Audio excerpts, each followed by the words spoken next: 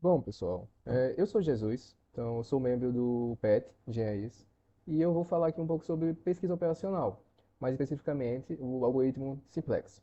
Então é isso que a gente vai estudar nesse vídeo. Então vamos seguindo, já dando início às origens da pesquisa operacional. Porque de nada adianta a gente entender a fundo, pode ser que seja, o algoritmo simplex se a gente não tenha o conhecimento dessa origem histórica. Então, a pesquisa operacional, ela vai ter um surgimento ali durante a Segunda Guerra Mundial.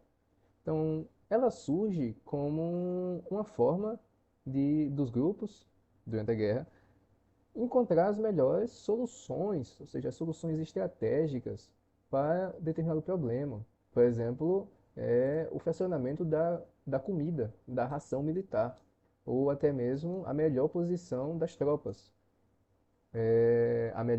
o melhor caminho para fazer, para os navios fazerem, para os aviões, seja lá o que for. Então ela vai buscar essas soluções, certo?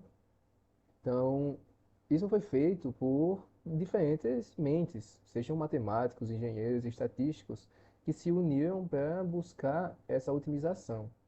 Então, foram esses grupos multidisciplinares os percussores da pesquisa operacional, que aplicaram os métodos analíticos para a tomada de decisão em cenários críticos, ok?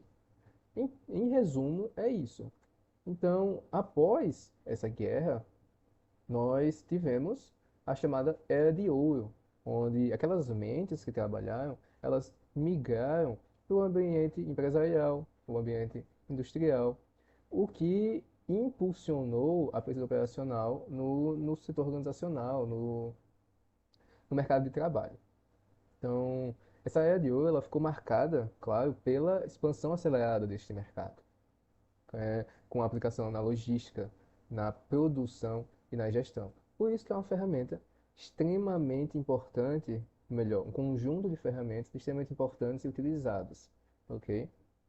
Então, esses avanços significativos desses métodos e ferramentas científicas para a otimização, elas são utilizadas até hoje, certo? Então, ainda no pós-guerra, nós temos esse grande homem, essa figura, que foi o desenvolvedor do algoritmo simplex, que é uma ferramenta que otimiza, ou seja, trabalha com maximização ou minimização de determinada coisa. É um problema de programação linear, certo? Então, falamos um pouco da história, mas vamos entender realmente o que é a pesquisa operacional. Então, a pesquisa operacional, temos a definição aqui, ela é a área do conhecimento que estuda, desenvolve e aplica métodos analíticos avançados para auxiliar na tomada de melhores decisões nas mais diversas áreas de atuação humana. Então, utilizando dessas técnicas, como a modelagem matemática, é possível fazer o estudo de situações bastante complexas e fazer essa simulação.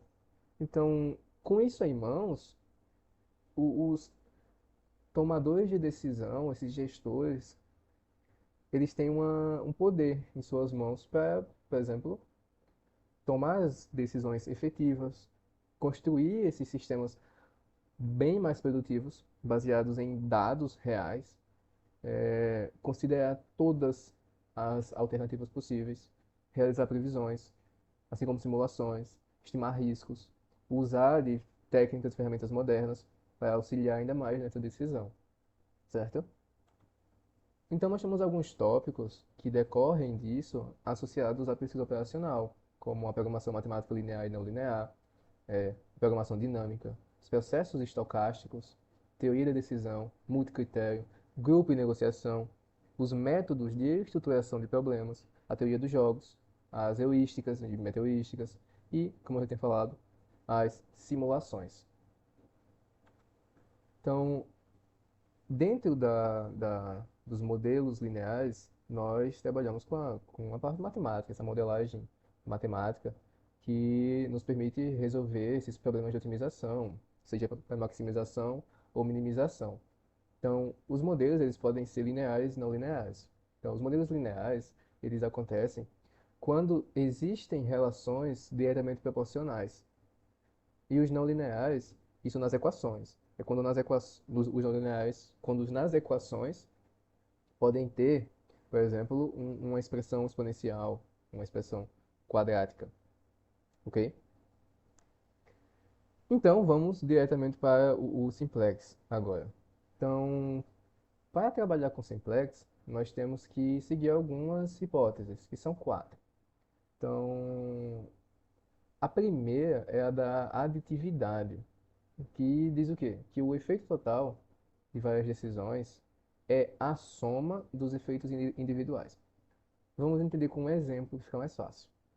Vamos supor que eu tenho 1 kg de ração e esse 1 kg de ração ele me retorna R$ 10 de lucro.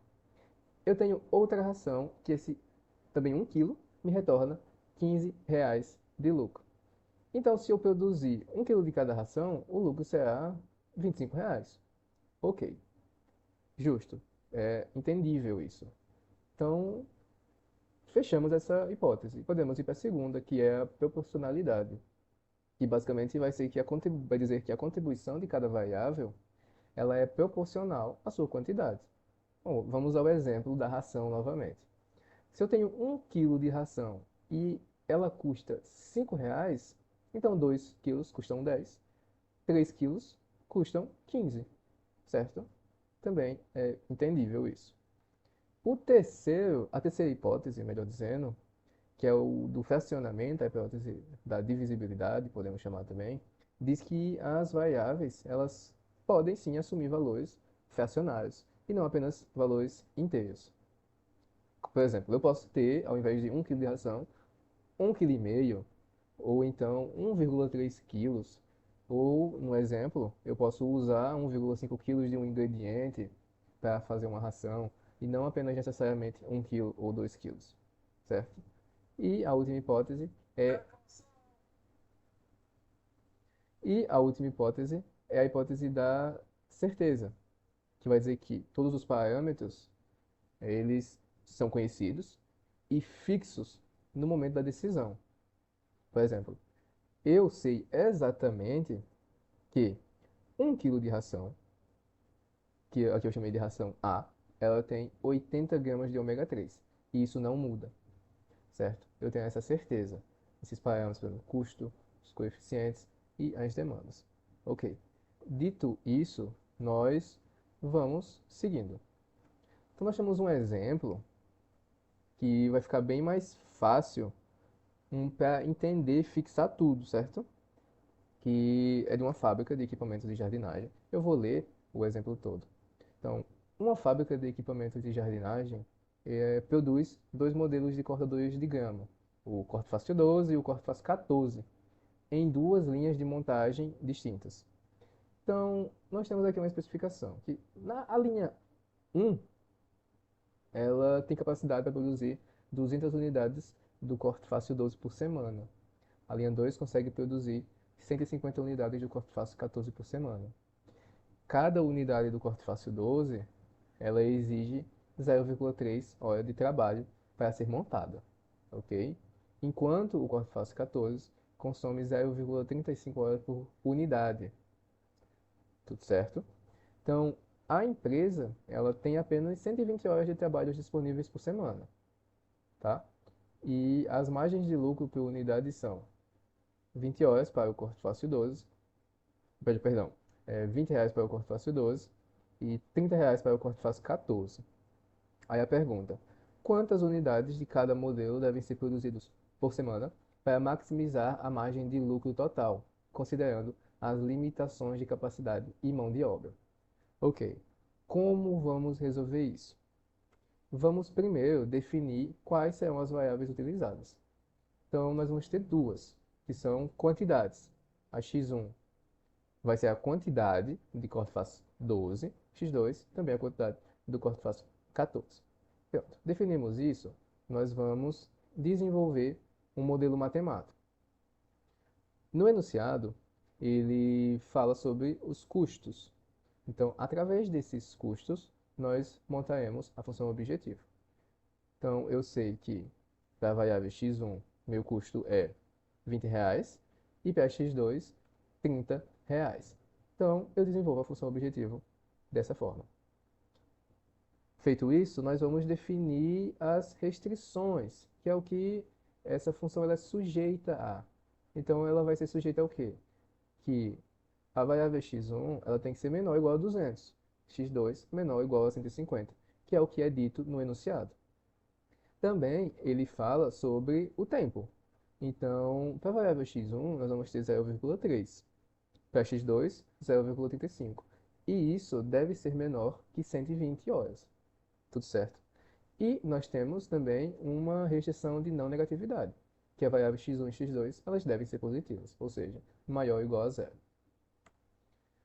Pronto. Próximo passo é adicionar as variáveis de folga para transformar aquelas inequações em igualdades.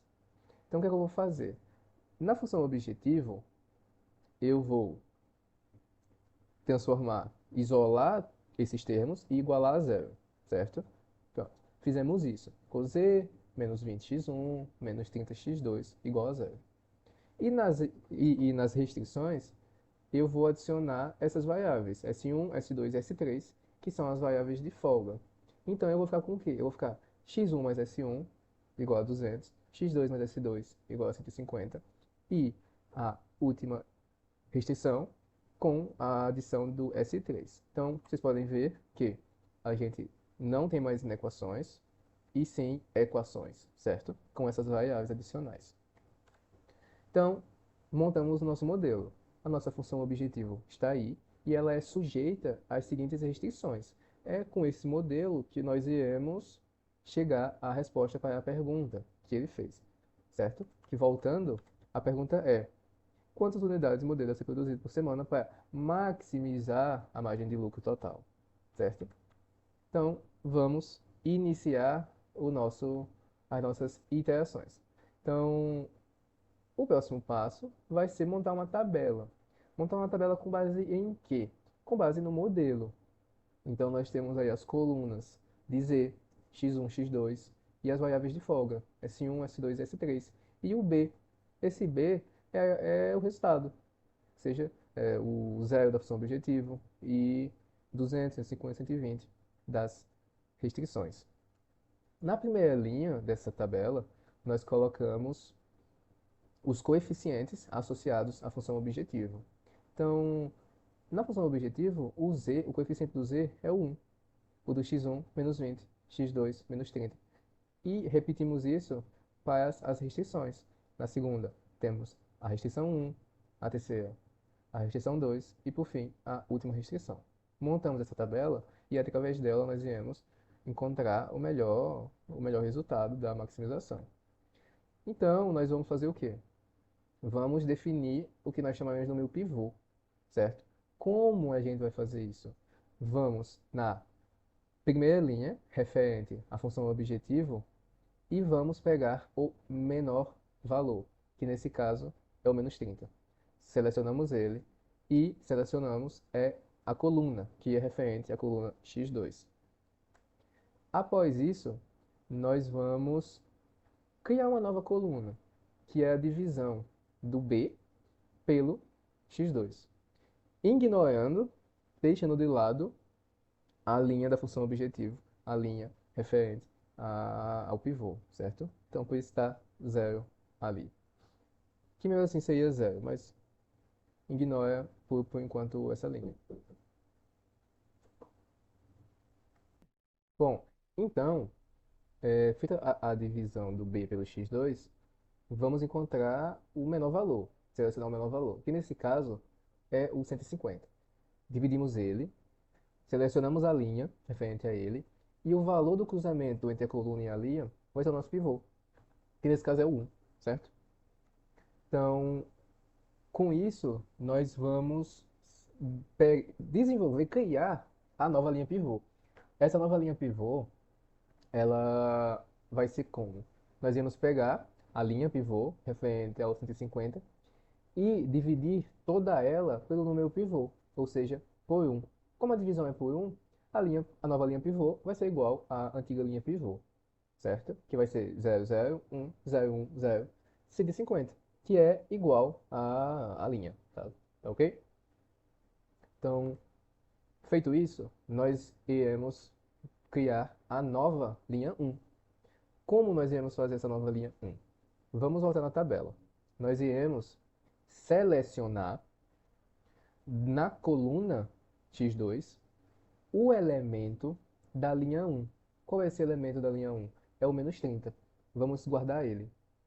Mas não o menos 30, e sim o oposto dele, que é o 30. Então, multiplica por menos 1, temos um 30. Então, nós íamos pegar a linha pivô e multiplicar toda ela por 30, certo? Multiplica por 30 e soma a antiga linha 1, que é a linha 1 atual. Feito isso, nós iremos ter a linha 1, a nova linha 1, que vai ser 1 menos 20, 0, 0, 30, 0, 4.500, certo? Então, vamos seguir e fazer a nova linha 2, que vai ser a mesma coisa. Vamos voltar na tabela, vamos na coluna de x2, selecionar o elemento da linha 2, que é 0, guarda ele. Então, vamos multiplicar a linha pivô toda por 0 e soma com a linha 2. Vocês percebem que vai ficar a mesma linha 2. Vamos pular para a linha 4. Por quê? Porque a linha pivô, ela caiu na linha 3. Então, a gente já definiu ela. Vamos montar a linha 4. Como vamos fazer isso? Vamos lá. Vamos na tabela. Na coluna x2, selecionamos o elemento referente à linha 4, multiplicamos ele por menos 1. Então, nós vamos ter menos 0,35. Vamos multiplicar esse menos 0,35 todo por todos os elementos da linha pivô e soma com a linha 4, elemento por elemento, formando assim a nova linha 4, certo? Com tudo isso, nós vamos montar uma nova tabela com essas novas linhas, que é essa tabela que vocês estão vendo. E com essa tabela, nós vamos fazer novamente uma iteração, ok? Então vamos lá.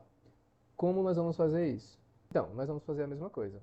Vamos selecionar o menor elemento da primeira linha, que é referente à função objetivo, ok? Então, qual é esse menor elemento? É o menos 20. Então, a gente seleciona a coluna do x1, selecionou ela, vamos fazer a mesma divisão do b pelo x1 e selecionar o menor valor. O valor de cruzamento vai ser o elemento pivô, que nesse caso é o 1, novamente. Então, nós vamos dividir todos os elementos dessa nova linha pivô por 1 para encontrar a nova linha pivô, que é, claro, o nosso objetivo. Então, definimos a nova linha pivô, que vai ser também igual à antiga linha pivô. Vamos definir a nova linha 1, que vai ser da mesma forma. Vamos selecionar o elemento da linha 1, que é o menos 20, multiplica por menos 1, vai ser 20.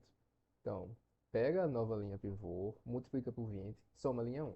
Temos a nova linha 1. A mesma coisa para a nova linha 3. Vamos lá na tabela, pegamos o elemento da coluna x1 referente à linha 3, que é o 0, multiplica pela nova linha pivô e soma a linha 3, certo? Vamos fazer a linha 4. Da mesma forma, vamos lá na tabela, selecionamos o elemento, que é o 0,3, negativo, multiplicamos pela linha pivô e somamos a linha 4. Feito isso, nós montamos a nova tabela. É um procedimento bem na mão mesmo. Pode fazer na mão, mas é mecânico, é bem repetitivo. Então, com essa nova tabela, nós conseguimos chegar ao melhor resultado. Por quê? Na função objetivo, nós não temos mais nenhum número negativo. E nós chegamos a uma organização de tabela onde a diagonal ela é composta por números uns, que é a conhecida matriz de identidade. Então, 1, 1, 1. Então, o que isso nos ajuda? No seguinte,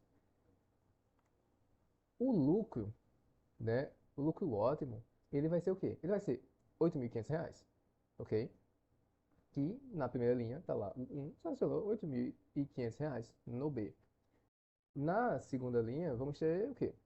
Quando de X1 forem vendidos 200 itens, nós vamos ter lucro ótimo. E quando de X2 foi vendido 150 litros, nós também temos esse lucro ótimo. Então, encontramos os valores de nossas variáveis da quantidade, certo? Então, é esse o procedimento que você faz. Nesse caso, foi feito com maximização, mas com minimização também funciona, certo? Então, basicamente é isso. E muito obrigado pela atenção e pratiquem. Mais à frente vai ter alguns exercícios que vocês podem utilizar para praticar.